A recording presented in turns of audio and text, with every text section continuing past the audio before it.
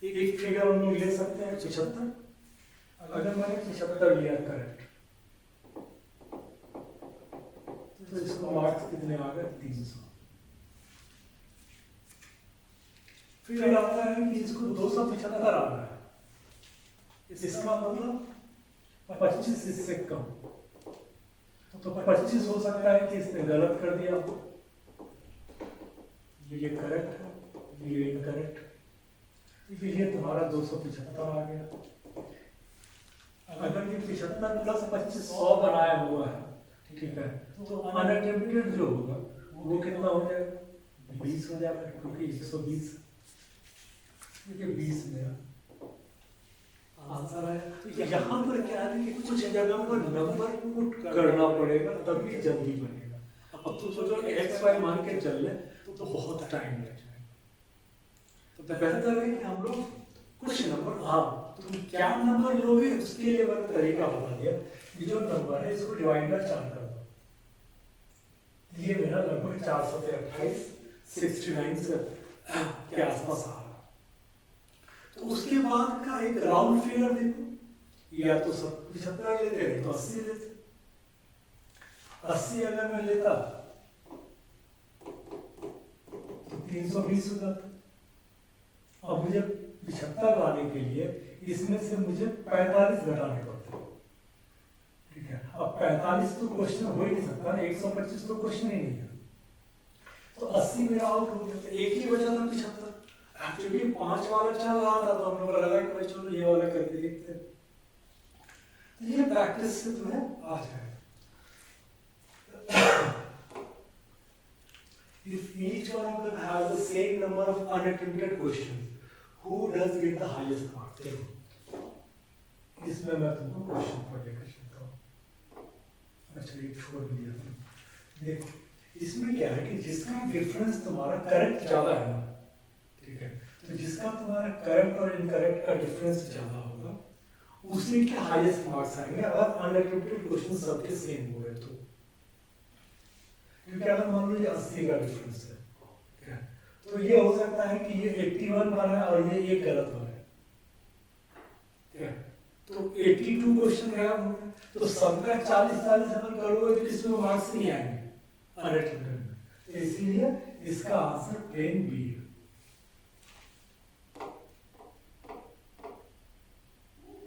अगर सबका तुम्हारा सेम नंबर अनअटेम्प्टेड क्वेश्चन है तो हाईएस्ट मार्क्स मिलेगा मेरा बी। और हम लोगों ने एक क्वेश्चन छोड़ दिया था, हम लोग उस पर आते हैं। Number of wrong answers of A is same as that of B. A और बी, ए का डिफरेंस है 60, डी का डिफरेंस है 40। अब आता है कि रॉन्ग आंसर्स दोनों के बराबर है, ये करेक्ट आ गया, ये इनकरेक्ट आ गया, तो ये मेरा बराबर है। और फिर बोल रहा है कि marks of D are 73.33% of marks of A. अब ये तो 3.33 देख के ही समझ में आता है कि 3, दूसरा वाला फिगर तो 3 होना चाहिए और 0 होना चाहिए। तो इसका मतलब तो ये हो गया कि ए का मार्क्स शायद 300 है, तभी डी का मार्क्स हम लोग उसका 73.33% कर पाएंगे। 300 का 70% 200 और 3.33 मतलब 10, ये आ जाएगा तुम्हारा 220। अब आता है कि 300 नंबर है, करेक्ट और इनकरेक्ट का डिफरेंस 60 है। तो फिर जो मैंने बोला था कि 300/4 करूंगा तो इसका मतलब 75। तो 75 में तो एग्जैक्ट तुम्हारा उतना ही आ जाएगा, 75 चौके 300, इसका मतलब गलत कोई है ही नहीं, वैसा तो है। ये तुम्हारा 60 है। तो इसका मतलब एक काम ये कर सकते हैं कि अगर हम लोगों ने मान लो कि 75 से ऊपर जाते हैं 80, अगर ये 80 करोगे, ठीक है, तो ये 60 इनकरेक्ट का होगा तो 20। अब मेरा आ गया 80 चौके 320 माइनस 20 300। अगर ये 20 इनकरेक्ट है तो इसका भी 20 इनकरेक्ट है। अब यहां से मैं निकाल सकता हूं, अगर ये 20 इनकरेक्ट है तो इसका मतलब 240 नंबर इसके करेक्ट थे, तब 20 नंबर माइनस हुआ, ठीक है। तो ये मेरा आ जाएगा 240 बटे 4। ये तो ऐसे हुआ, नॉर्मल में तो हमको पता ही है कि 20 प्लस 40 60।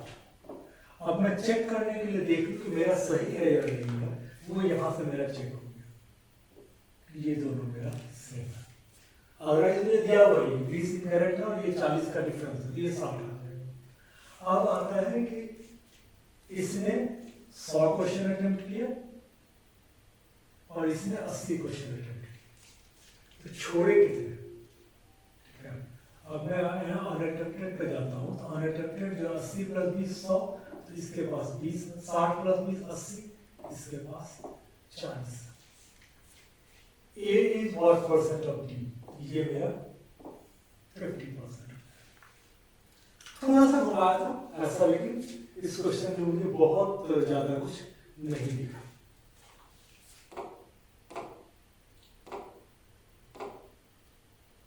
चार क्वेश्चन कि ये तुम्हारा कंपाउंड इंटरेस्ट वाला दिया ही है, अरिथमेटिक दिया ही है, कंपाउंड इंटरेस्ट वाला क्या है? 4 स्कीम है A B C D which provide different interest compounding annually, ये ध्यान रखना। फिर आता है कि 360 तुमने A में इन्वेस्ट किया, 450 B में इन्वेस्ट किया, C में तुमने 100 इन्वेस्ट किया 1 साल के लिए। Interest received from scheme A is 20% more than combined interest received from scheme B and C। ठीक है, तो यहाँ से हम लोगों को कोई रेट का आइडिया लगा पाना थोड़ा सा मुश्किल है कि 360 अगर तुमने ए में इन्वेस्ट किया तो मोस्ट प्रोबेबली, और ये फिर क्या बोल रहा है कि interest receive from scheme A is 20% more than. तो अगर या तो रफ आइडिया लगाओगे तो ये तुमको ए का हो सकता है कि 20% हम लोग बोल सकते हैं। अगर ये 20 होगा तो ये मेरा देगा 72 रुपये। अब ये बोल रहा है कि 20% ज्यादा है, इसका मतलब ये हो गया कि स्कीम बी के 450 रुपए से और स्कीम सी के 100 रुपए से हमको चाहिए 60 रुपए। 60 रुपए का एक तरीका तो ये हो सकता है कि हम लोग ये बोले कि भाई ये जो है तुम्हारा ये 10% पर है,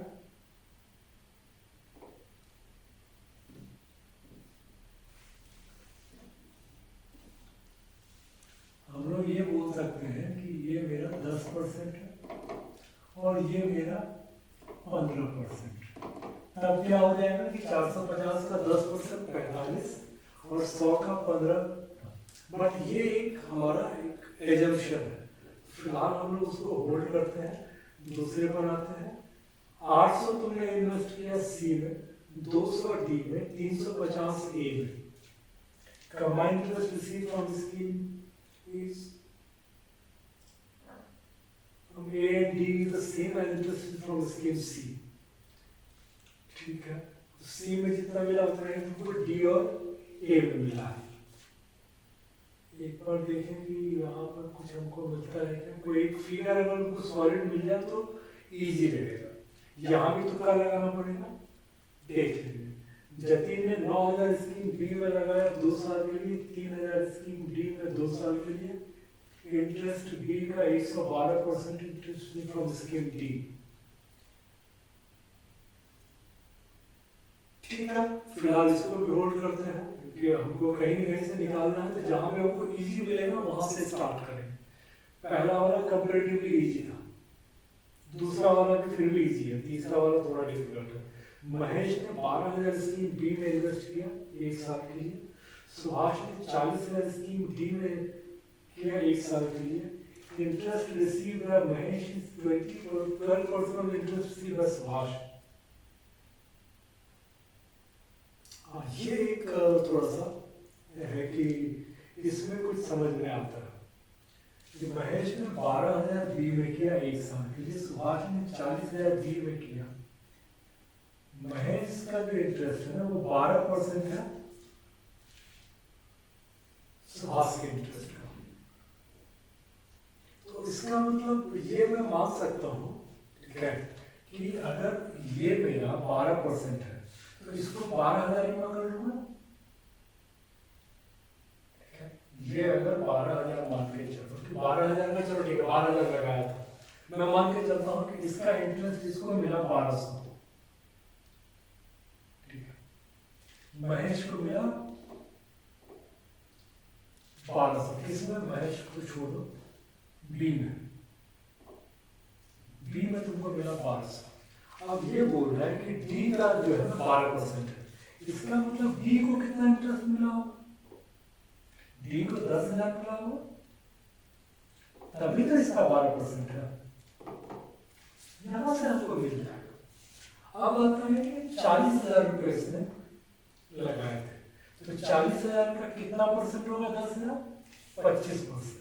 तो इसका मतलब कुछ तो हमें लग रहा है कि डी का 25%, क्योंकि इसको ये वाला एक ऐसा जिसको गलत करो थोड़ा सा मुश्किल होगा, तो हम लोग यहीं से चल रहे हैं। यहाँ पर बी मेरा आ रहा है 10%, 12,000 था 1200, इसके पहले हम लोगों ने भी जो लिया था बी का वो 10% लिया था, ठीक है। तो बी मेरा 10% और डी मेरा 25% फिक्स हो गया। अब इसके हिसाब से तो फिर मेरा बाकी भी फिक्स हो गया। ए का जो है ना 20%,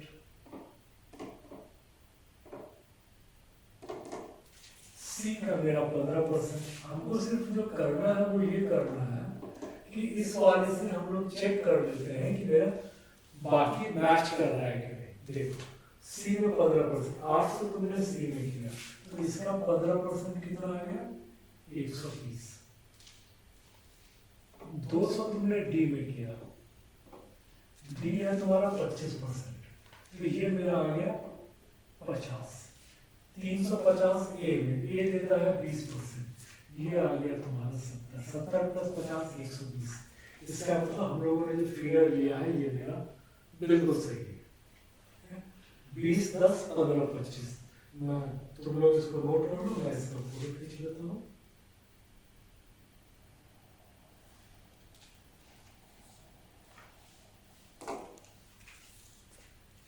अब इसके बाद दिक्कत की what would be the compound return on amount 16,000 at the rate of 3% per annum after 2 years। सी मेरा कितना परसेंट है?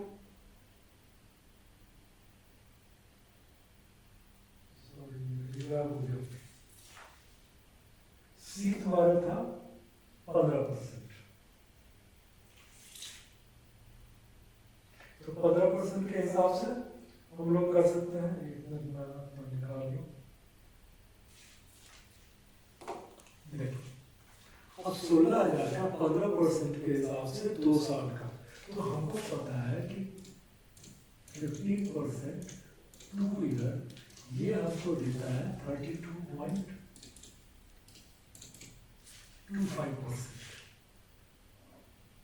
तो 16,000 का 32.25% अगर करोगे, ठीक है, तो 33% से थोड़ा कम, 33 मतलब 1/3, तो 16,000 का 1/3 5,300 समथिंग, 5,300 समथिंग से कम। तो ये नहीं आ सकता, ये नहीं आ सकता, ये मेरा 13 का मल्टीपल है, तो ये भी नहीं आ सकता। इसका 13 का पॉइंट हो, मेरे पास एक ही ऑप्शन है, और ये एक ऐसा नंबर है जो कि 8 का मल्टीपल भी, 8 में 16, मतलब 16 से कट जाएगा। तो ठीक है, इसमें ज्यादा कुछ करने की जरूरत नहीं, ठीक है। 16,000 का 32.25%, 16 थी 4800, 16 थी 32, ठीक है, तो 48 और 3 5120 और 0.25 करोड़ 40 आ जाएगा। इतना करने की हमें की जरूरत नहीं। एक किसी साल में particular sum amounts to 27,225 at 2D%। 2D% मतलब हो गया 50% पर annum। When it is compounded half yearly, तब तो कोई मतलब ही नहीं है। हाफ ईयरली है तो फिर 25% का 2 कर, ये हमको पता है कितना देता है, 50 और 625, 56.5%. What is the sum? अब क्या है कि तुम्हारा 1.5 गुना हो गया, राइट? 156 हो जाएगा ना, तो 1.5 गुना हो जाएगा. अब देख लो कि क्या हो गया. इसमें से सारे फिगर तो ऐसे ही लग रहे हैं, तो डिफिकल्ट है, तो हमको कुछ और करना पड़ेगा. तो कुछ दूसरा नंबर ढूंढने की कोशिश करो. अब इसको देखो कि 9 7 2 9 5 4 9. तो हमको एक्चुअली क्या करना है कि p इंटू 1.25 इंटू 1.25 25% करके 2 बार करना. तो 9 पे अगर मैं चलूंगा तो ये मेरा 8, ये है मेरा 8, इसको करूंगा ये मेरा 64 मतलब 1 आ गया. तो अगर ये मेरा 9 है तो इसका मतलब ये मेरा 9 होगा, तभी मेरा यहाँ पर जाके 9 आया. तो मैं 9 वाला ढूंढ सकता हूँ. 8 1 9 6 4 10 नहीं, 9 कैंसिल हो गया. ठीक है, 6 4 10 7 17 1 18, ये 9 है. ठीक है, 7 2 9 कैंसिल हो गया, 4 1 5 नहीं, 7 2 9 4 4 8 1 9, ये भी है. तो मेरे पास 2 आ गए. फिर मैं फंस गया. एक बार और चलो, किसी और चीज का 11 ढूंढो, क्योंकि हम लोग सबसे पहले तो 9 करते हैं, फिर 11 करते हैं. 2 2 4 5 9 7 2 9, 11 का मल्टीपल. 1 9 10 4 14 6 7 13, ये 11 का मल्टीपल नहीं है. 1 4 5 4 9 7 2 9. तो इसका मतलब ये मेरा आंसर है. तो थोड़ा सा कैलकुलेशन पार्ट डिफिकल्ट था, तो इसलिए हम लोगों ने इसमें रिएक्शन का अलग अलग यूज कर लिया. हमने 9 भी यूज किया, फिर प्राइम भी यूज किया.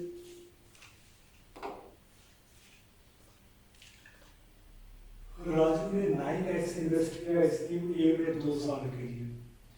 2 साल 20%, ये तुम्हारा हो गया 44%. क्यों? क्योंकि 20 का 2 साल करोगे तो ये इफेक्टिव रेट आएगा 44%. और फिर संजू ने 11x किया डी में 2 साल के लिए.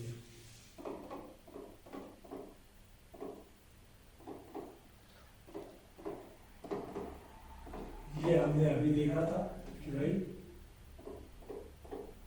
तुम्हारा 50% वाला नहीं, ये तो 50% है ना. डी में तुम्हारा कि तो डी में 25%, तो 25% का 2 साल का यही है. What will be the ratio of interest from scheme A to D? अब यही है, x वैसे ही कट गया तुम्हारा. ठीक है, 11 से तुम्हारा ये कट गया 4 वाले में.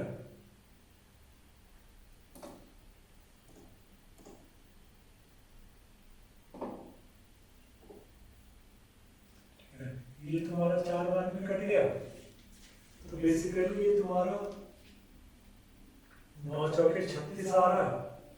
इसको देख लो, 6 2 8 10 18, 9 से इसको काट लो चाहो. 9 5 9 6 54. ठीक है, 2 2 9 2 18. तो बेसिकली तुम्हारा ये 40 और 62.5 आ रहा. डबल करोगे तो ये तुम्हारा 80 और 125 आ जाएगा. 80 और 125 अगर आ जाएगा तो ये तुम्हारा 16 और 25 ये आंसर आ जाएगा. इसमें और कुछ नहीं है, सिर्फ तुम्हारा रेशियो वाला है calculation part. If Sanju invested 45,000 in one of the schemes and got an interest of 14,512 after 2 years in which scheme? अब देखो 45,000 का ये क्या है कि 1/3 से थोड़ा सा कम है. 45 का 1/3 होता है 15,000. तो 1/3 से कम हम लोगों ने देखा था कि 15% में होता है। 15 का करोगे तो 30 प्लस 225 32.25। 15 तुम्हारा दे रहा सी। सी मिला। एक बार हम लोगों ने जब रेट निकाल लिया ना, उसके बाद स्कूल में क्वेश्चंस भी जान नहीं था।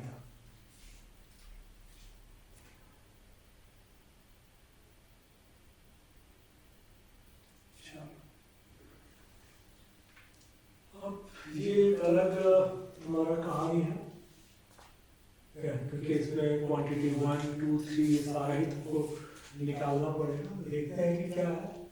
P, Q, R, S, T together can complete a work in 12 days. P and Q together take the same time to complete the work and R alone. तो P plus Q तुम्हारा R के बराबर है।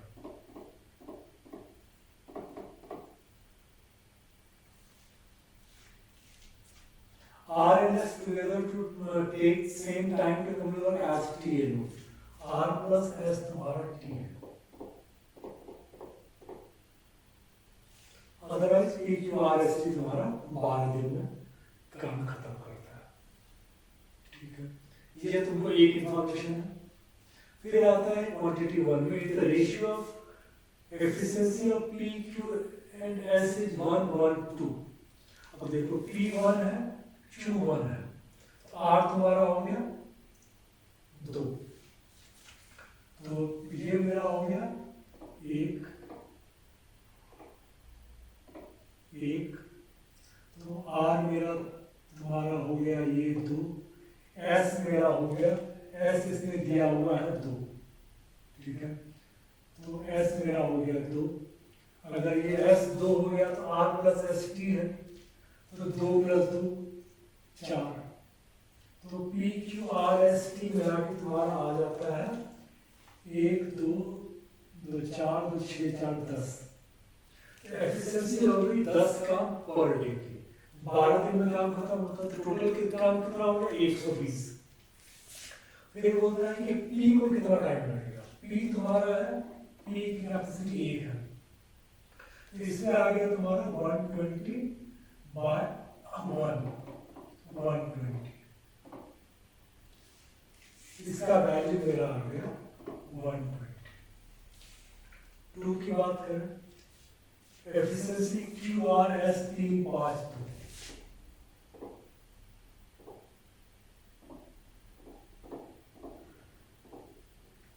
अब देखो P plus Q is equal to R। P plus Q is equal to R। R है मेरा 5, Q है 3, तो P मेरा हो गया 2, फिर 3। R plus S is equal to T। R है 5, S है 2, T हो गया मेरा 7। अब इसको करोगे तो 2 प्लस 3 5 प्लस 5 10 प्लस 2 12 प्लस 7 19। अब 19 काम करता है एक दिन में सब मिलके। टोटल काम हो गया 19 × 12। इसमें क्या पूछ रहा है, P है। P तुम्हारा कितना है 2। 19/12 19 × 12/2 ये आ गया 6। 19 छठे 114, तो इसका वैल्यू आ गया 114। अब ऐसे में मैं हमेशा बोलता हूँ कि जो 2 निकल गया पहले उसको देख लो, जरूरत है आगे बढ़ने की तो आगे बढ़ो, नहीं तो तीसरा वाला बेकार में निकाल के टाइम वेस्ट करो। देखो इसमें क्या है कि 1 is greater than 2। 1 is greater than 2 ये हो सकता है, 1 is less than 2, 1 is equal to 2, या 1 is basically less than or equal to 2, तो पॉसिबल नहीं है। 1 is equal to 2, यहाँ पर मेरा ठीक है कि 1 is equal to 2, तो ये भी हो सकता है, ये तो नहीं। अब मैं फंस गया कि 2 मेरे आ गए, नहीं सॉरी, ये भी तो 1 is sorry 1 is equal to, मेरा है 1 is greater than 2, तो 1 is greater than 2 इसमें है, ठीक है, इसमें तो लेस है, इसमें भी फिर क्या है, इसमें फिर क्या दिया है कि 1 is greater than or equal to, तो पॉसिबल नहीं। एक ही है जिसमें कि 1 is greater than 2 है, तो हम लोग इसको लेके निकल जाएंगे। 2 बेकार में थर्ड वाला निकाल के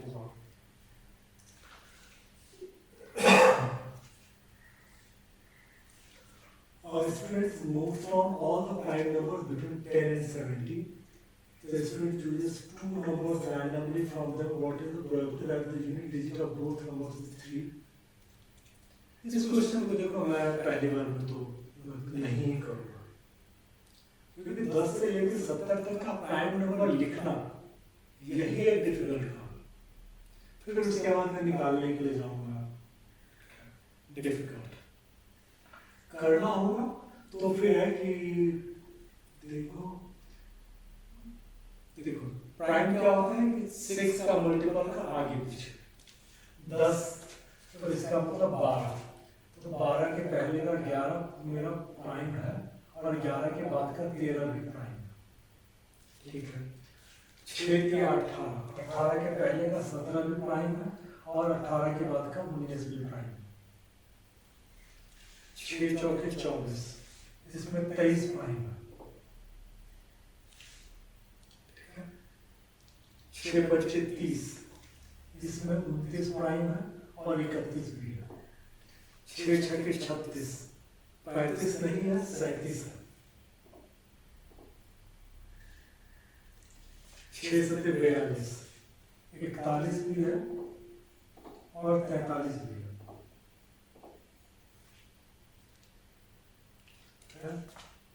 6 अठे 48, 47 है, 49 नहीं है। 6 नवे 54, 53 है,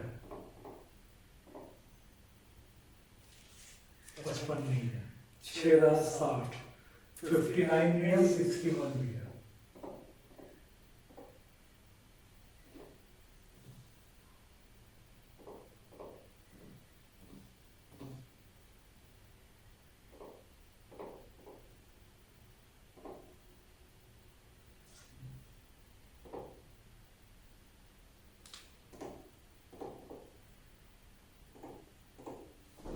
फिर देखो तो 6 11 66, 65 नहीं है, 67 है।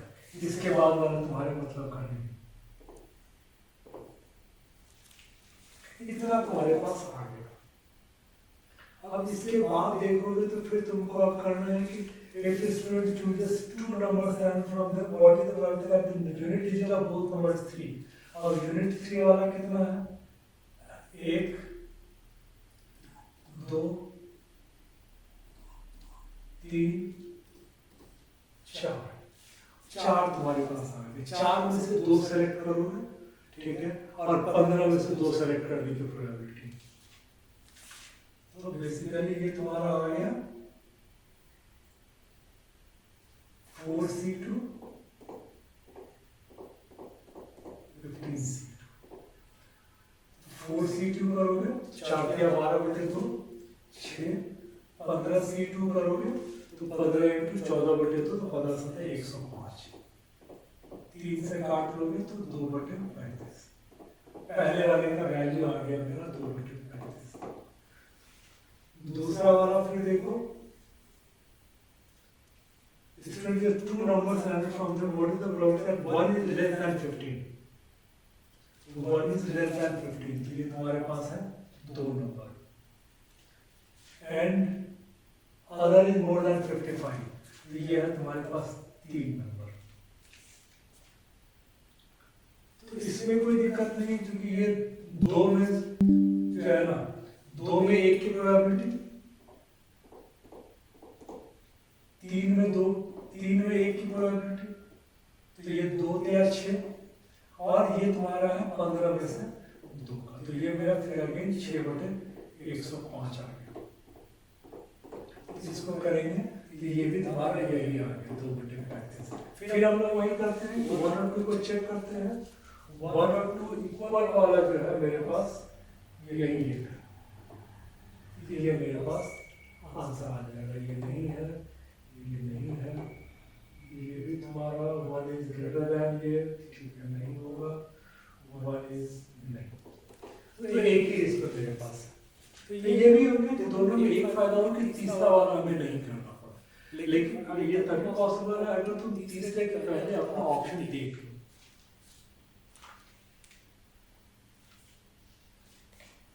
इसमें देखो तो ये तुम्हारा प्रॉफिट एंड लॉस का एलिजिबिलिटी दिया गया है, मिसिंग वाला काफी सारी इसमें चीजें मिसिंग दी हुई है। ठीक है, एक आदमी 5 आर्टिकल खरीदता है ABCD, उसने हर आर्टिकल को मार्कअप किया, फिर उसको डिस्काउंट देके सेल किया, CP आ गया, मार्कअप प्राइस आ गया, डिस्काउंट आ गया, सेलिंग प्राइस आ गया, तो सारी चीजें तुमको इसमें दे दी गई हैं। Line graph given below shows the markup percentage, discount percentage, and profit or loss percentage. Some data is missing, मतलब maximum data missing है, तो हम लोगों के पास बहुत कुछ यहाँ पर करने के लिए नहीं होगा। ठीक है, तो जो है वो हम लोग लिख लेते हैं, फिर हम लोग आगे चल के देखेंगे।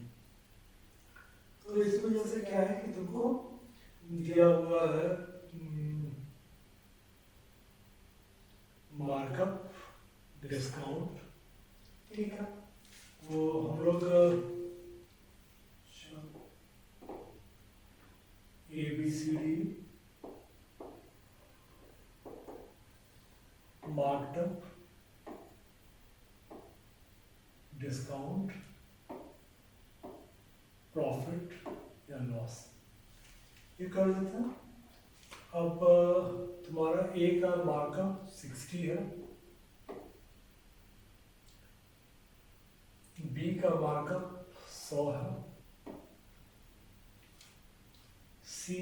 B का तुम्हारा डिस्काउंट दिया हुआ है 1 2 3 4 5 5 है, तो इसका डिस्काउंट दिया हुआ है 25। C का तुम्हारा सिर्फ डिस्काउंट दिया हुआ है 20। D का तुम्हारा डिस्काउंट दिया हुआ है 40 10 50, और प्रॉफिट इसमें दिया हुआ है 20। ई में तुमको सिर्फ लॉस दिया हुआ है 40।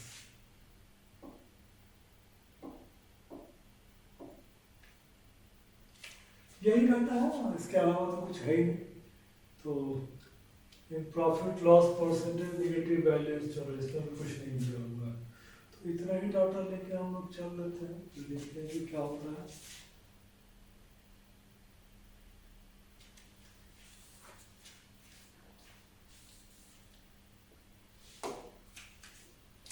If the cost price of E, mark price of D and selling price of B are same, what is the ratio of combined cost price of BDE to the combined selling price of BDE? देख लो कि कौन सा side निकालोगे, क्योंकि देखो 25 71 125 90, यहाँ पर हम लोग फंस सकते हैं 25 और 125 में, तो बेहतर है कि हम लोग राइट साइड निकालें। राइट साइड क्या है? सेलिंग प्राइस, तो हम लोग सेलिंग प्राइस निकालेंगे। अब बोल रहा है कि सी, अब हम लोग ले लेते हैं ना BDE,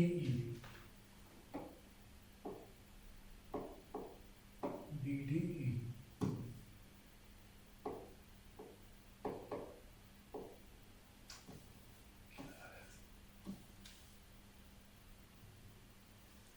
BDE, इसमें तुम्हारा क्या है कि एक तो आता है CP, ठीक है, मार्क प्राइस और डिस्काउंट, प्रॉफिट लॉस, कितनी चीजें दी हुई है। तो अब इसमें अगर मैं देखूं तो ये बोल रहा है कि कॉस्ट प्राइस ऑफ E, तो हम लोग मान के चल लेते हैं कि 100 रुपये है, ठीक है, कॉस्ट प्राइस ऑफ E मेरा 100 रुपये। हमने देखा हुआ है कि E का ना लॉस 40%, तो इसका मतलब इसका, अच्छा SP हम लोगों ने नहीं लिखा, हमें तो सेलिंग प्राइस ही निकालना है ना, तो इसको छोड़ देते हैं, हम लोग सेलिंग प्राइस निकाल लेते हैं।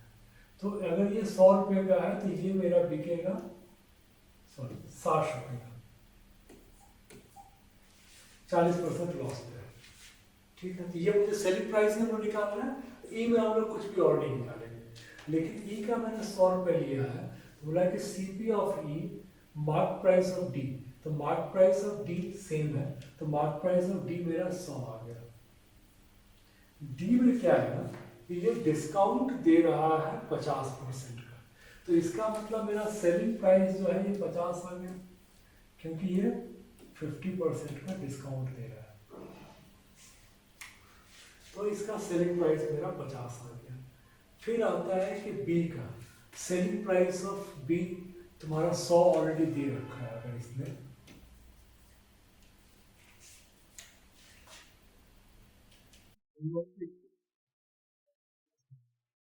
ये तुम्हारा आ गया 210, 210 का मतलब 7 और 3 का मल्टीपल, 7 और 3 के हिसाब से अगर मैं देखूं तो मेरे पास एक ही आ गया 126, तो इसका मतलब ये वाला मेरा आंसर हो जाएगा। तो ऐसे क्वेश्चंस में ये देखना ज़्यादा जरूरी है कि मैं कौन सा साइड पकड़ूँ। अगर यही मान लो हमने लेफ्ट साइड पकड़ा होता ना, ठीक है, तो हम लोग फंस जाते, क्योंकि 25 आता तो फिर मुझे राइट करना ही पड़ता। तो हमेशा रेशियो वाले में चेक कर लो कि कौन सा साइड करना है।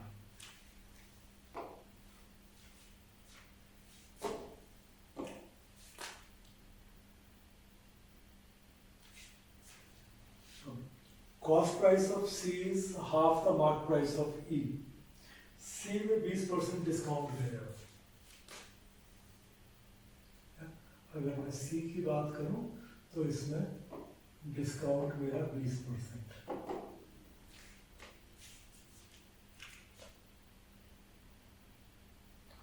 C का प्रॉफिट परसेंटेज बोला 150%, loss percentage of E। E का हमको पता है कि लॉस मेरा -40%, तो इसका 150%, तो 150 60, तो इसका मतलब इसका प्रॉफिट जो है वो है 60%। Discount percentage of E is 120%, markup percentage of E, markup मुझे नहीं पता। अगर ये मार्कअप 100 होता, ठीक है, तो ये मेरा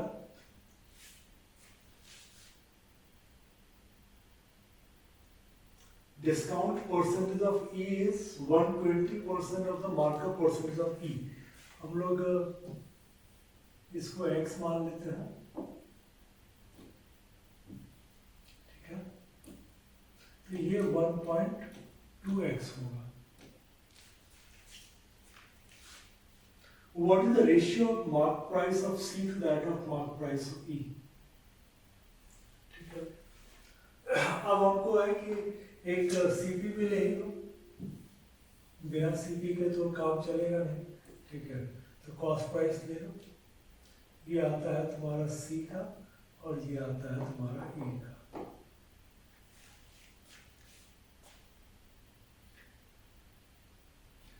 cost price of C is half the mark price of E. तो हम लोग ऐसे ही करके बांट के बना लेते हैं। कॉस्ट प्राइस ऑफ सी को हम लोग ले लेते हैं 200,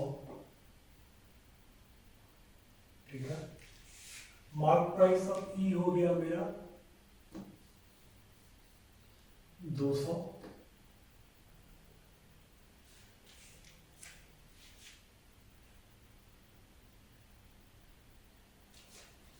अच्छा ये तो x और 1.2x हम लोग को रखना ही पड़ेगा।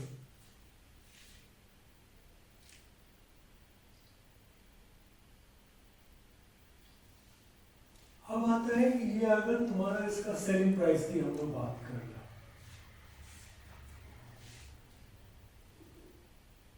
तो सेलिंग प्राइस में देखो ये अगर 100 रुपए का चीज है, 60% का प्रॉफिट कमाते हो, तो तुमने क्या किया कि तुमने इसको 160 का बेचा, 20% डिस्काउंट देने के बाद का। इसका मतलब 200 रुपए का तुम्हारा मार्क प्राइस था, तभी तो इसको 220% डिस्काउंट दिया, 160 का बिका, 160 का मतलब 60% मेरा प्रॉफिट हुआ।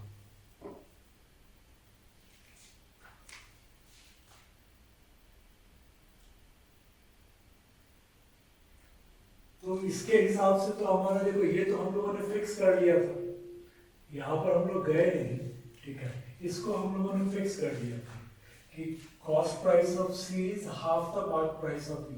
तो अगर ये हम लोगों ने 100 लिया हुआ है,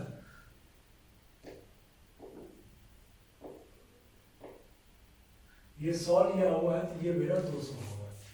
और यहाँ पे अगर ये 100 लिया है, ठीक है, तो प्रॉफिट जो कि 60% है तो सेलिंग प्राइस मेरा 160 होगा। और डिस्काउंट जो कि तुम 20% दे रहे हो, तो इसका मतलब ये तुम्हारा मार्क प्राइस 200 हो जाएगा। ये सारा कैलकुलेशन बैठ गया, ठीक है। तो इसका मार्क प्राइस जो है मेरा 200 आ गया। तो अगर ये इसका भी 200 है, इसका भी 200 है, तो तुम्हारा 1:1 ये आ जाएगा। थोड़ा घुमाया हुआ है, ठीक है, बट वो एक बार तुमको चलना पड़ेगा। इसमें अगर तुम ज्यादा कैलकुलेशन में घुस गए जिसका कि कोई मतलब नहीं है तो फंस जाओगे। तो हम लोग कैलकुलेशन पूरा यही कर रहे हैं कि ये 200 था, ये इसका 50% 100 है, ये अगर 100 है, इसको प्रॉफिट 60% हो रहा है, तो सेलिंग प्राइस मेरा 160 है, डिस्काउंट 20% मुझे दिया हुआ है, ठीक है। तो किसका 20% घटाओगे कि 160 आएगा, तो 200 का। इसका मतलब इसका मार्क प्राइस 200 हो गया और इसका 200 हमने लिया हुआ था। आई होप ये क्लियर है। If the cost price of A is the same as the mark price of B, the difference between the mark price of A and B is 840 and the difference between the selling price of A and B is 700. What is the profit loss percentage on article A? इसमें क्या है कि जब कभी भी इस तरह से बीच में तुमको आंसर मिलता हो, तो एक बार पहले ये जानने की कोशिश करो कैलकुलेशन करने के पहले कि कैलकुलेशन की जरूरत है क्या। अब इसमें एक चीज जो थोड़ा सा गड़बड़ दिख रहा है, cost price of A is same and mark price of B, ठीक है। Difference between the mark price of A and B is 840 and difference between the selling price of A and B is 700। अब इसमें क्या है कि a minus B या b minus A, ये तो मेरे पास कहीं दिया हुआ ही नहीं।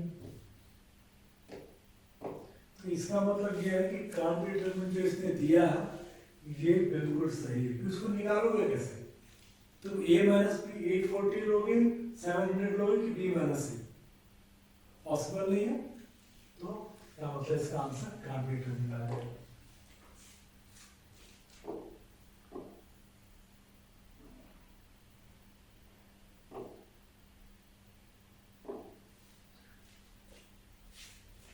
Combined selling price of B and D is 3950 and combined mark price of B and D is 23400. What is the difference between the cost price of B and D? अब इसमें भी कांट भी है, लेकिन इसमें प्रॉब्लम ये है कि इसमें प्लस करके दिया, डिफरेंस नहीं दिया हुआ है, ठीक है। Combined selling price B plus D, B plus D, इसमें हम लोग वो चीज नहीं बोल सकते। डिफरेंस होता तो हम लोग बोल देते। इसका मतलब इसमें कांट का चांस नहीं है। चलो देखते हैं बी एंड डी। बी का मेरा जो मार्क डिस्काउंट दिया हुआ है, इसका मार्क है डिस्काउंट, सेलिंग प्राइस, प्रॉफिट, कर लेते हैं। मार्क प्राइस हमारा बी का दिया हुआ है 100, डी का नहीं दिया हुआ, डी का दिया हुआ है डिस्काउंट 50% और डी का प्रॉफिट दिया हुआ है 20।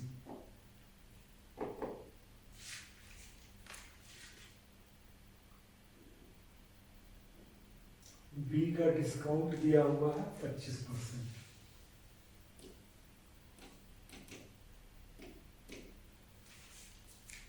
ये फिगर मेरे पास दिया हुआ है। अब बोला combined selling price of B and D is 13950। अब देखो अगर ये 100 में मार्क है, ये 25% है, तो ये तो सेलिंग प्राइस 75 हुई है।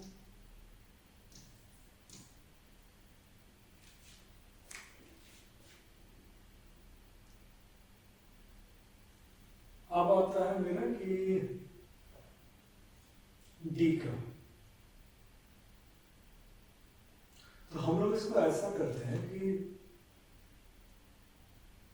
हम लोग ना एक सीपी ले लेते हैं पहले।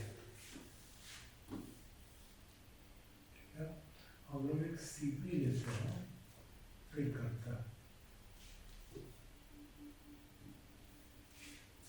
क्योंकि ये जो तुम्हारा 100 है ये 100% है, ठीक है। सीपी ले लो, सीपी इसका भी 100 ले लो, ठीक है। ये तुम्हारा बी के हिसाब से आ जाएगा और ये डी के हिसाब से आ जाएगा। डी का भी ले लो 100 है, 100 बी हो जाएगा या 100 बी हो जाएगा, एक आइडिया आएगा कि क्या होगा। अब देखो इसका मार्क 100% तुमने बढ़ाया, तो इसका मतलब ये तुम्हारा 200 रुपये का चीज हो गया मार्क प्राइस। 25% डिस्काउंट दिया 50 का, तो ये तुम्हारा बिकेगा कितने का, 150 रुपये का। इसका सीपी 100 है, 20% तुम्हारा प्रॉफिट है, इसका मतलब ये कितने का बिका, 120 का। तो इसका मतलब ये हो गया कि 15B + 12D, ये बोल सकता हूँ, ठीक है।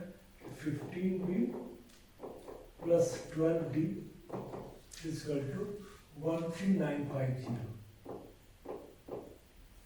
इसी तरह से दूसरा वाला अगर करें, कंबाइंड मार्क प्राइस, ठीक है। अब देखो कि ये तुमने 120 रुपये का बेच दिया, 50% डिस्काउंट दे रहे हो, तुम्हारा मार्क प्राइस क्या आ जाएगा, 240, अभी तो 50% डिस्काउंट 120 का। तो अब ये हो गया कि 20D 20B + 24D, ये तुम्हारा आ रहा है 23,400।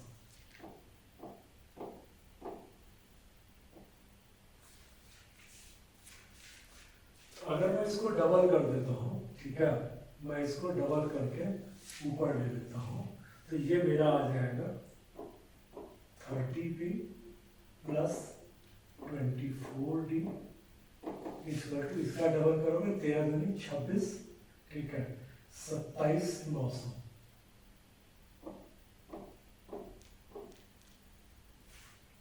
इसको मैं अगर हटा दूँ तो अब मैं इसको अगर कर लेता हूँ तो ये मेरा कैंसिल हो जाएगा। तो 10B = ठीक है 4, 5, 9, तो इसका मतलब क्या हो गया, B = 450। तो भाई B का वैल्यू तुम्हारा अगर 450 आ रहा है, तो मुझे एक और वैल्यू निकालना है, तो यहीं से निकाल लेते हैं 20B। तो 20B का मतलब तुम्हारा अगर ये 9,000 आ जाएगा, तो इसका मतलब 24D = 23,400 - 9,000। तो ये आ गया मेरा, सॉरी 23 है ना, 23 - 9 14,400। इसका मतलब डी का वैल्यू आ गया तुम्हारा 600, 24 है 144 या 6,000। तो अब क्या 600 कर लो, तो 600 ये तुम्हारा था 4500 और ये था 6,000। अगर मैं जीरो पे ज्यादा ध्यान नहीं दे, तो मेरा आंसर 1500। ये वाला क्वेश्चन में मानता हूँ कि थोड़ा क्लियर था। इसको तुम्हें ऐसे ही करके करना पड़ेगा। इक्वेशन बना लोगे तो ये तुम्हारा 4500 आ गया, इसको करोगे तो ये तुम्हारा 6,000 आ जाएगा। क्या बाकी करोगे तो तुम्हारा निकल आएगा। मैं तुम्हारा 600 और 450 150 आ रहा है, 150 आ रहा है, तो मेरा यही आंसर होगा। क्या अब इसके बाद मैं फिर इसको करता जाऊंगा तो निकल के आ जाएगा।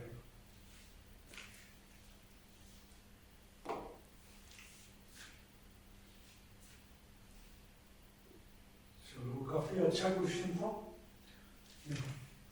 इसमें देखो तो ये फिर तुम्हारा टाइम एंड डिस्टेंस वाला है। टाइम एंड डिस्टेंस का दे रहा है कि 1 2 3 4 5 लोग हैं, ए से 1 बजे स्टार्ट करते हैं अपनी गाड़ी में, ए से सी के लिए एक पॉइंट है बी, ए और सी के बीच में कहीं पर। When Sohan and Bobby reached point B, they turned back. हम लोग लिखते ही चलते हैं प्रत्युष सोहन मितिक बॉबी फलक। तो प्रत्युष सोहन मितिक बॉबी फलक, ये ए पॉइंट से चलते हैं, ए और सी तक जाते हैं, ठीक है, कहीं पर बी है। सोहन और बॉबी बी से रिटर्न होते हैं, सोहन बी से रिटर्न होता है, बॉबी बी से रिटर्न होता है। When Mitik and Falak reached point C, they turned back. Mitik and Falak. मितिक सी से रिटर्न हो रहा है, फलक सी से रिटर्न हो रहा है।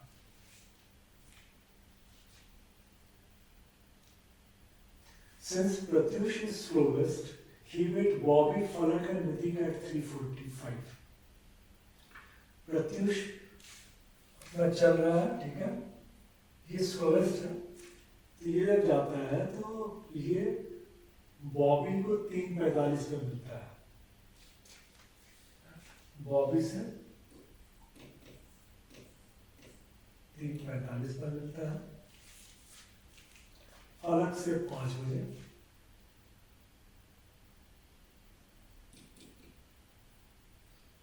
और 6:20 में मितिक से।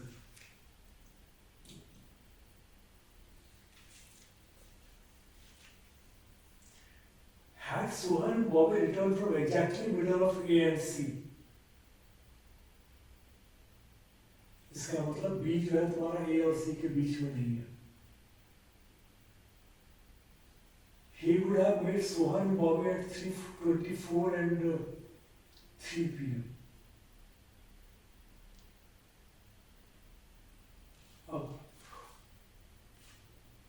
इसमें क्या है कि अब थोड़ा सा हम लोगों को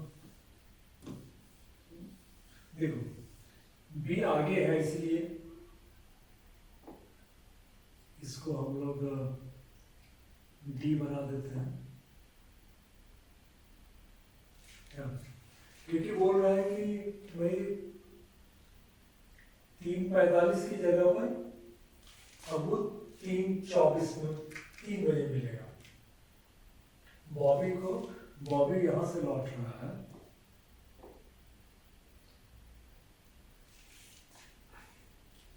सोहन भी यहां से लौट रहा है।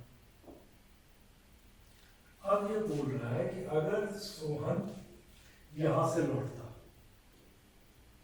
और बॉबी भी यहां से लौटता, तब बॉबी मिलता 3 बजे और ये मिलता 3:24 पे।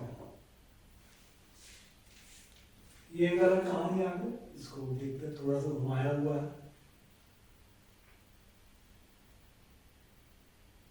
स्पीड ऑफ मितिक इज 62.5% स्पीड ऑफ बॉबी। यहाँ पर एक थोड़ा तो तुमको हिंट दिया हुआ है, मितिक 5/8 है बॉबी का।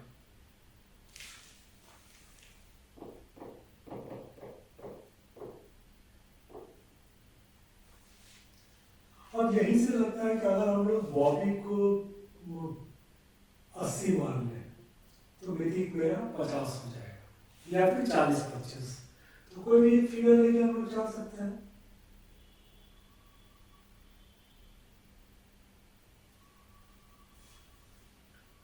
फिर टाइम का भी देख सकते हैं कि टाइम कितना कितना लग रहा है। देखो 1 बजे निकलता है तो 3:24 बीच से लौटता है, ठीक है, तो 2 घंटा 24 मिनट। 24 मिनट का मतलब क्या होता है कि 2.4 आवर्स, तो ये इसको टाइम लग रहा है 2.4 आवर्स। अच्छा, इसमें ये ध्यान रखना कि प्रत्युष भी इधर से जा रहा है और बाकी लोग जाके लौट रहे हैं, तो जब भी स्पीड होगी तो दोनों की कंबाइन होगी। मितिक 6:20 मतलब 5 घंटा 5/1/3,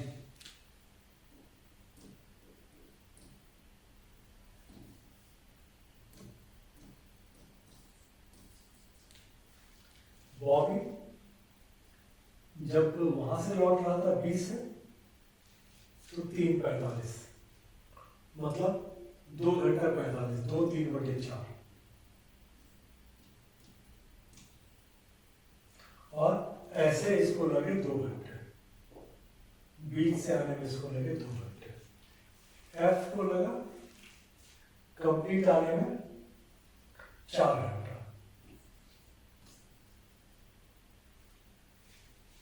ठीक है, मतलब प्रत्युष और ये 4 घंटे में डबल डिस्टेंस कवर करते हैं। देखो ये पहले जाता है, फिर लौट के आते समय इससे मिलता है। अब यहाँ पर जो देख के लग रहा है 4 घंटा, 2.4 आवर्स, तो हम लोग ऐसा एक एज्यूम कर सकते हैं कि भाई ठीक है, ये 240 किलोमीटर है। अगर हम 240 लेते हैं तो मेरे लिए थोड़ा सा इजी हो जाएगा करना। तो हम लोग एक एज्यूम कर लेते हैं कि लेट ए सी बी 240,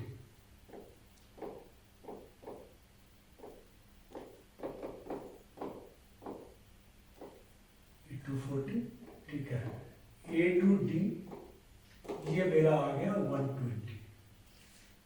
बी और डी या ए और बी का हमको पता नहीं है, वो हमें निकालना पड़ेगा। ठीक है, तो पहले स्पीड निकालनी पड़ेगी, उसके बाद ये फिर निकलेगा। थोड़ा टेढ़ा है तो हम लोगों को एज्यूम करके चलना पड़ेगा, और फिर देखते हैं कि होता है कि नहीं होता। अब जैसे देखो कि हमने बोला कि हम इसका एज्यूम कर लेते हैं कि b = 80।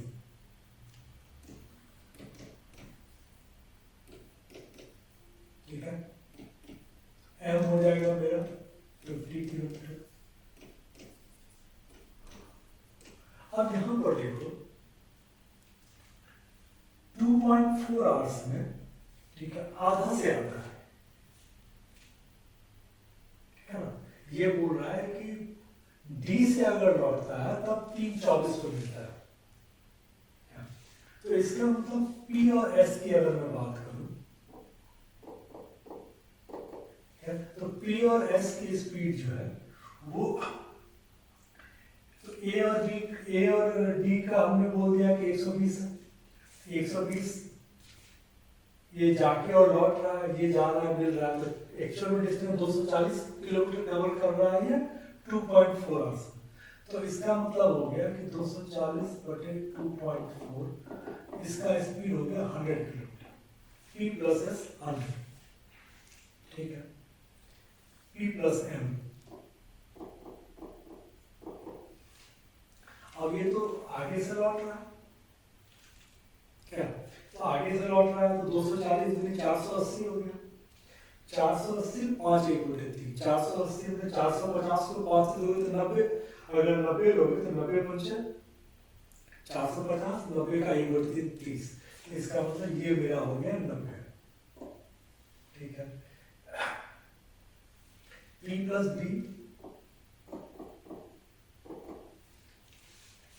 2 घंटे में 20 से लौट के आ रहा। ठीक है, तो इसका मतलब 240 का ये करोगे तो ये 120, इसका 4 घंटा लगा, 480 4 घंटा में, तो P + F भी तुम्हारा ये आ गया 120। अब अगर हम लोग यहाँ से बिठाने की कोशिश करें कि M मेरा 50 है, M अगर 50 होगा तो P मेरा आ जाएगा 40, P अगर 40 आ जाएगा तो S मेरा आ जाएगा 60। ठीक है, और B और F जो है बराबर है, तो वो हमने लिया। और देखो B और F दोनों को उतना ही टाइम लगता है, तो B अगर 80 है तो F भी मेरा 80 हो। अब आता है कि ये वाला तुम्हारा सूट करता है कि नहीं करता है। तो मेरे हिसाब से तो सूट कर जा रहा है, क्योंकि हम लोग सारा बिठा के देख लेते हैं। P हमारा 40 आ गया, M 50 90, 40 + 80 120, 40 + 80 120, ये हमारा सब बैठ जाएगा। अब एक ही इंफॉर्मेशन और चाहिए हमको कि B और D क्या। तो अब यहाँ पर देखो कि 3 बजे ऐसे था, 3:45 तो वैसे मिल रहा था। क्या इसकी स्पीड है 120। क्या? तो 120 में अगर ऐसे देखो तो हम लोगों ने बोला था कि 120 की इसकी स्पीड है 240 जाता है तुम्हारा।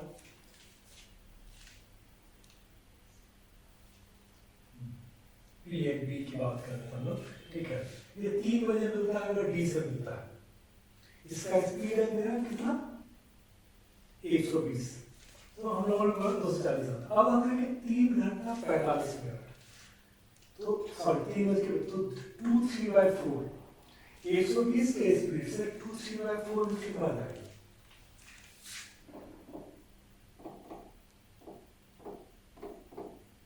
देखो 120 इंटू 2 करोगे तो 240 प्लस 120 को 3/4 करोगे तो 90, तो ये आ जाएगा मेरा 330। ठीक है, पहले जो मेरा डिस्टेंस आ रहा था ए टू डी जो मेरा आ रहा है, ठीक है 120, ठीक है। तो अब क्या हो रहा है कि अगर मैं ए से बी तक जाता हूं तो ये मेरा आता है 330/2 165। इसका मतलब ये जो मेरा डिस्टेंस है ये मेरा है 45।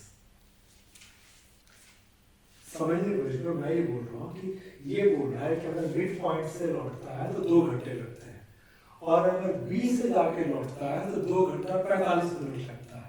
इन दोनों की कंबाइंड स्पीड 120 किलोमीटर है, तो 120 किलोमीटर की स्पीड से 3 घंटा 45 मिनट में, सॉरी गलती हो रही है, 2 घंटा 45 मिनट में कितना कवर करेगा 330 किलोमीटर, और पहले था ये 240 किलोमीटर। इसका मतलब 90 किलोमीटर ज्यादा चल रहा है, तो वही 90 का 90/2 जो है डी और बी का स्पीड है।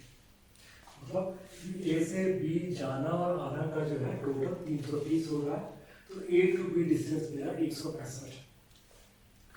अब मेरा पूरा का पूरा बन गया। अब हम लोग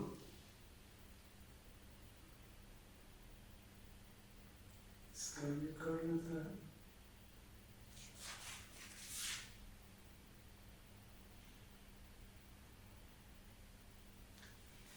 तुम्हारे पास तो लिखा गया होगा, तो कोई दिक्कत नहीं है, मेरे लिए दिक्कत है। क्वेश्चन में दिक्कत नहीं होगा। If the distance between A and C is 240, वो तो हमने लिया हुआ ही था। What is the speed of Sohan? Sohan का स्पीड हमने 60 किलोमीटर निकाला हुआ है। अब चूंकि 240 ही है तो सब कुछ एज इट इज रह जाएगा।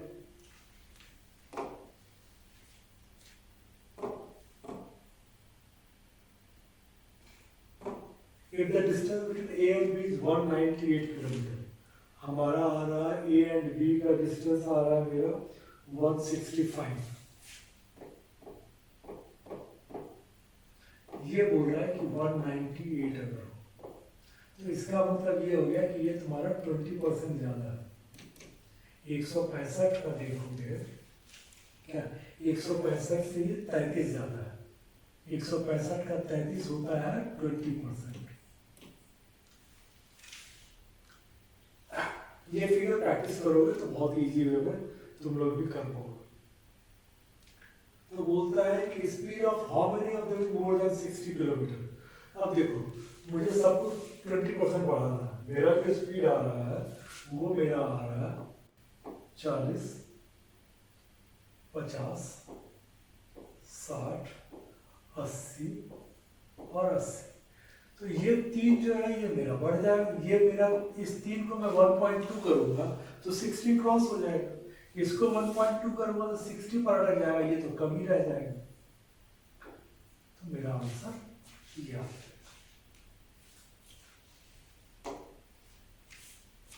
At what time did मितिक reach point C? मितिक का क्या है कि इन दोनों का मितिक की स्पीड है तुम्हारा 50 किलोमीटर। 240 हमने पकड़ा हुआ है क्या, तो ये आ गया 4.8 hours.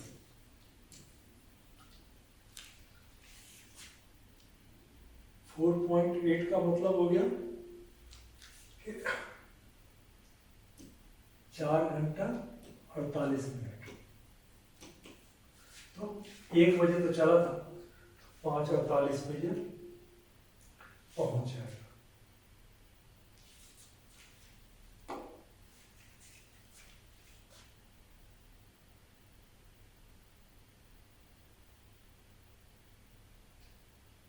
If the distance between B and C is 75 kilometer, what is the difference between the speed of Pratyush and Bobby?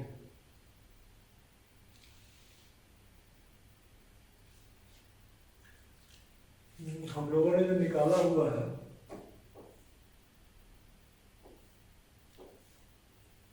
ठीक है, तो ये हमारा था 120, ये हमारा था 120, इस 120 में ये 45 है, तो ये तो 75 ही रहेगा।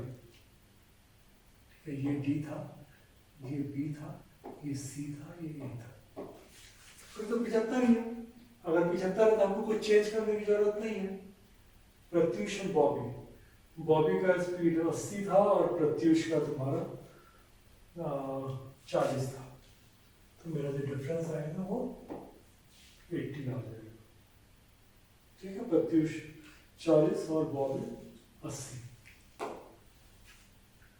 Which of the following is the correct about the speed of Pratyush, मितिक and Pratyush मेरा 40 है, मितिक मेरा 50 है और फलक मेरा 80 है।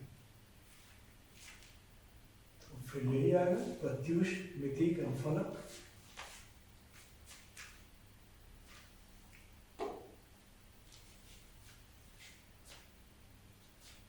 चलो खत्म हो गया। अगेन एक डी आई, इसमें क्या है, GHIJ के 5 नेचुरल नंबर्स हैं इंक्रीजिंग ऑर्डर में, where I is the average of all of them. Average of H and J is also I. चलो G H I J K।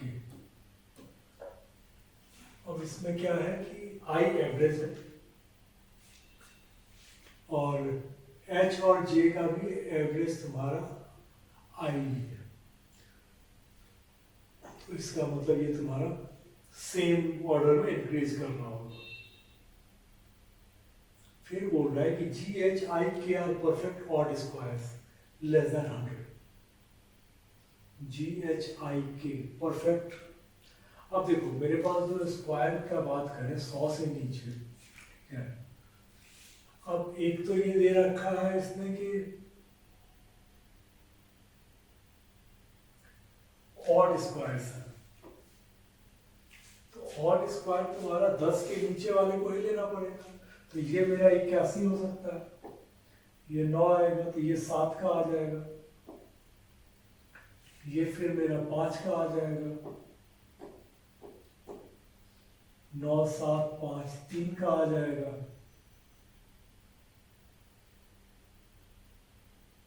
अच्छा ये तो जरूरी नहीं है, GHIK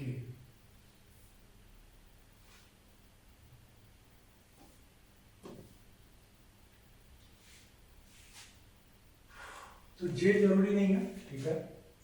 I का चलो हम लोग ये मान के चल लेते हैं कि ये मेरा 49 आ जाएगा, ये मेरा 49 आ गया, 9 का 7 का, इसको 5 का लेते हो तो ये 25 आ जाएगा और इसको 3 करोगे तो 9 आ जाएगा। इसमें प्रॉब्लम ये है कि मुझे ये देखना पड़ेगा कि भाई इसका और इसका मिला के ये और बाकी सबका मिला के ये, अगर इसका और इसका मिला के ये एवरेज है तो इन दोनों का एवरेज तो यही आना चाहिए, क्योंकि H और J का अगर एवरेज I है और GHIJ का भी I है, तो इसका मतलब तो अगर ये आएगा तो फिर ये मेरा इन दोनों का भी तो फिर यही आएगा। तो 9 और 81 करोगे तो 49 होता नहीं है, इसका मतलब ये तुम्हारा नहीं करेगा क्योंकि 9 और 81 का एवरेज 45 आता है, इसका मतलब ये मेरा नहीं है। अगर 81 नहीं है तो फिर 81 के नीचे वाले भी होंगे 49। अगर ये 49 आ गया 7 का, तब तो फिर वही है कि ये 25 आ जाएगा, ये 9 आ जाएगा, ये 1 आ जाएगा। अब यहाँ पर बैठ रहा है थोड़ा सा, क्योंकि 1 और 49 का एवरेज मेरा 25 आ रहा है, ठीक है। तो अब 25 दूनी 50, तो ये मेरा 41 आ जाएगा। हम लोगों को यही देखना था कि परफेक्ट स्क्वायर में, ठीक है, 3 मुझे लेना है, एक और लास्ट, पहला और लास्ट वाले का मिला के बीच वाला आना चाहिए। तो वैसा मेरे पास एक ही आता है, 1 और 49 वाला ही पेयर है जो कि मुझे घुमा के 25 देते हैं। तो 1, 9, 25, 41 और 49, ये मेरा फिगर आ गया।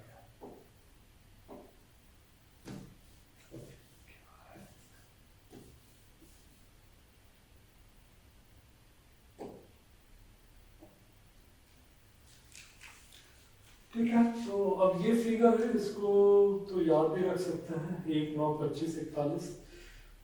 फोटो खींचना हो तो फोटो भी खींच सकते हैं।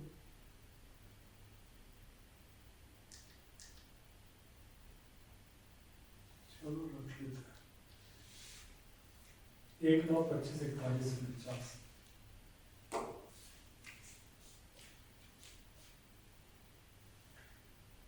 अब आता है ratio of number of students in school A to that in school B, H जे।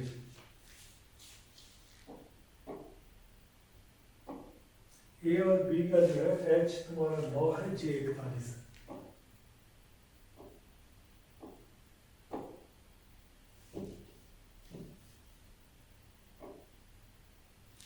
ये 9 और 41 है। School A has 40% girls and school B has 50% girls. तो अगर मैं इसके हिसाब से करूँ 40%, तो 3.6 और 5.4, इसके हिसाब से करूँ तो ये 20.5 और 20.5 girls, girls, boys, boys. Difference between the number of boys in both the school is 3020. What is the number of students in school A? अब A में देखो कि number of students 9 का मल्टीपल चाहिए, तो 9 का मल्टीपल मेरे पास बहुत सारे हैं, इनफैक्ट सारे ही हैं, तो मुझे करना ही पड़ेगा। तो अब ये है कि यहाँ पर तुम्हारा 20.5 है, यहाँ पे 5.4 है, तो तुम्हारा डिफरेंस आ रहा है, वो आ रहा है 15.1। ये 15.1 तुम्हारा 3020 के बराबर है, ये समझ में सीधा आ रहा है, इंटू 200। तो इसका मतलब ये 9 इंटू 200 करेंगे तो मेरा 1800 मेरा आंसर आ जाए।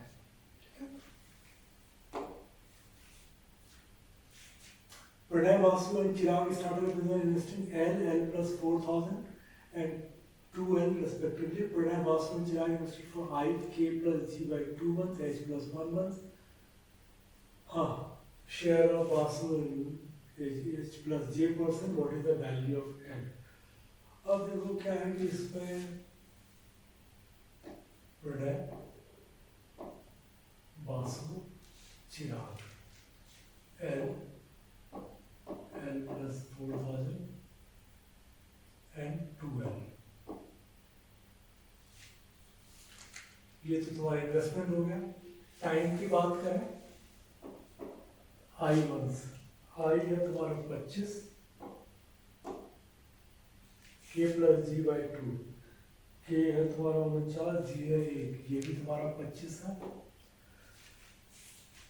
एंड H प्लस 1, H है तुम्हारा 9, तो ये है 10।